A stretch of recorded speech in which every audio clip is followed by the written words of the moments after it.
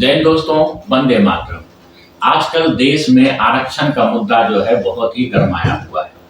बड़े बड़े तर्कशास्त्री अपने हिसाब से तर्क दे रहे हैं। कोई कुछ बोल रहा है, कोई कुछ बोल रहा है, कोई समर्थन में है और कोई असमर्थन में है। कहीं ऐसा तो नहीं सरकार और सुप्रीम कोर्ट दोनों मिलके आरक्षण में बड़ा बदलाव करने वाले हैं? जी हाँ, हो सकता है आरक्षण में कुछ बदलाव हो सकता है। इस बदलाव से ऐसा जैसे लगता है, जैसे मैंने काफ़ी विशेषज्ञों से बात किया और बहुत जगह जाके मैंने पता भी लगाया, तो इससे मुझे पता लगता है कि इसमें गरीबों का हित कहीं न कहीं छुपा हुआ है। जो भड़काने का काम करता है, आप लोग याद रखना, वो अमीर लोग करते हैं, बड़े-बड़े नेता लोग करते हैं। जैसे अभी एक चल रहा है आरक्षण के विषय में चर्चा कि जो क्रीमी लेयर, मतलब क्रीमी लेयर होता है कि ओबीसी और जो अभी ईडब्ल्यूएस कास्ट आया हुआ है, उसमें क्या है, एक क्रीमी लेयर है कि 8 लाख रुपए से जिसका ज्यादा आमदनी है उसको आरक्षण नहीं मिलेगा। ये 1992 ईस्वी से ओबीसी में लागू हुआ था। इसमें सुप्रीम कोर्ट के जजमेंट के बाद 1 लाख रुपए सीमा तय किया गया था। उसके बाद धीरे धीरे इसमें बदलाव होते गया और बदलाव होते होते अब 8 लाख कर दिया गया है। इस 8 लाख होने के बावजूद अब सरकार चाहती है कि इसमें एक और बदलाव करें, और इसी में नहीं, मुझे जैसे लगता है और बड़े बड़े विशेषज्ञों को जैसे लगता है कि क्रीमी लेयर जो है सिर्फ ओबीसी में है और अभी अभी ईडब्ल्यूएस में हुआ है। लेकिन सबसे ज्यादा क्रीमी लेयर का जो जरूरत है वो एससी एसटी कास्ट के जो आरक्षण है उसमें है। जैसे टीना धाबी, आपने एक आईएएस कंप्लीट किया था कुछ साल पहले, टीना धाबी नाम का। उसका पिताजी और माताजी भी बड़े अफसर हैं, उनकी बड़ी बहन जो है वो भी आईएएस अफसर है और वो खुद एससी एसटी का आरक्षण लेके वो बन गई आईएएस। अगर उन्हें क्रीमी लेयर पहले से एससी एसटी में भी रहता आरक्षण में, तो टीना धाबी एक अमीर लड़की होने के बावजूद जो आरक्षण के बल पे आईएएस बन गई, वो नहीं बन के उस आरक्षण का लाभ जो है एक एससी एसटी कैंडिडेट का गरीब छात्र जो होता उनको ये आरक्षण मिलता और आईएएस वो बनता।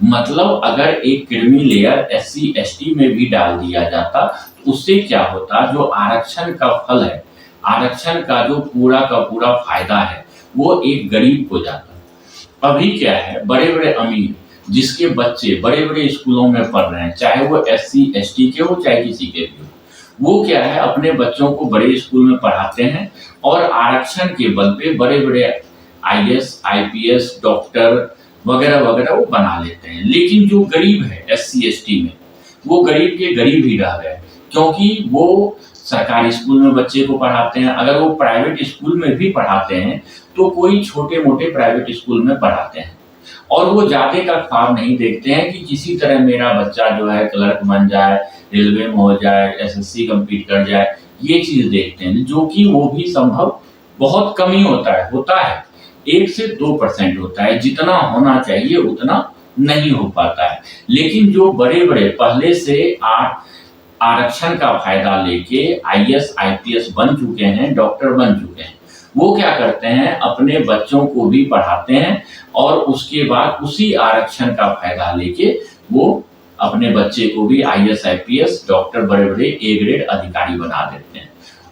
और जो गरीब के बच्चे सरकारी स्कूल या छोटे मोटे प्राइवेट स्कूल में पढ़े हैं, वो रह जाता है, कहीं ना कहीं वो आगे नहीं बढ़ पाता है। इस कारण से ये होते जा रहा है कि गरीब जो है वो गरीब ही होते जा रहा है और अमीर जो है वो अमीर ही होते जा रहा है। भाइयों, एससी एसटी को मिला के लगभग 33% आरक्षण है।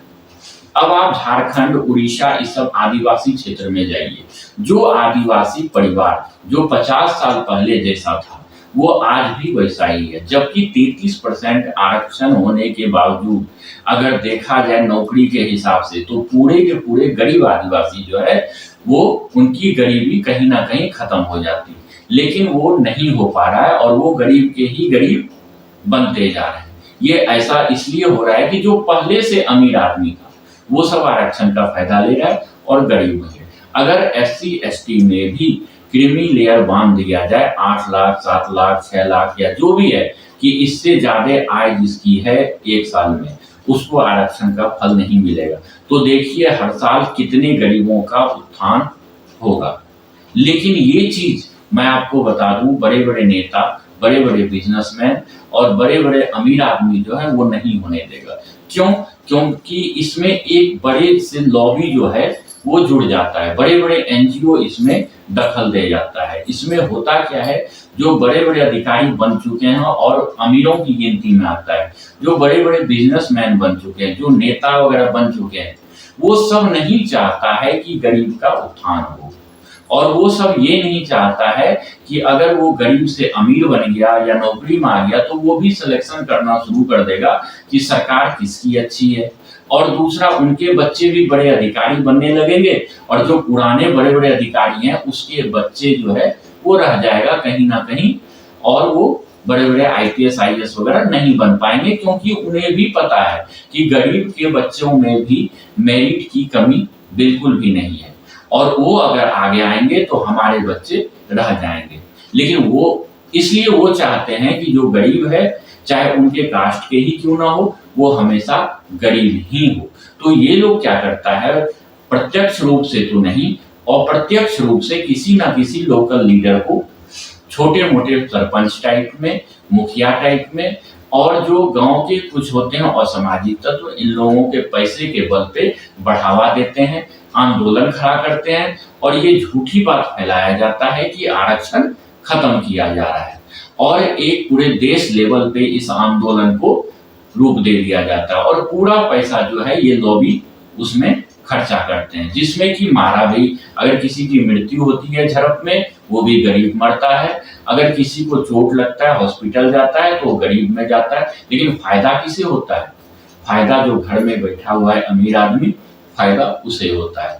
और आंदोलन के कारण सरकार भी वापस चली जाती है, कोई डिसीजन नहीं ले पाता है और अमीरों की जीत होती है, गरीबों की फिर से एक बार हार हो जाता है।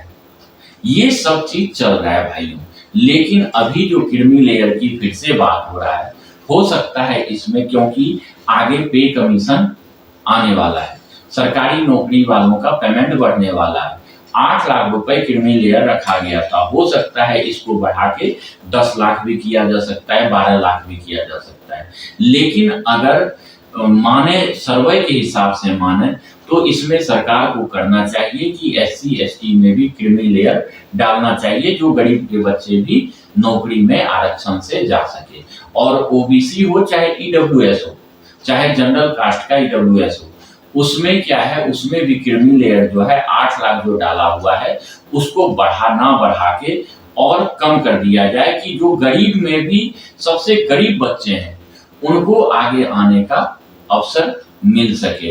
और इसको जो है सख्ती से जितना भी सख्त कदम उठा के लागू किया जाए, जो कि कोई भी आंदोलनकारी, कोई भी पैसे वाले पूंजीपति पैसे के बल पे आंदोलन चला के इस कानून को वापस ना ले। इस पे अगर सुप्रीम कोर्ट और सरकार दोनों को दोनों आपस में मिलते हैं तभी हो सकता है। अगर कोई एक इसमें से साइड हो जाता है तो ये नहीं हो पाएगा।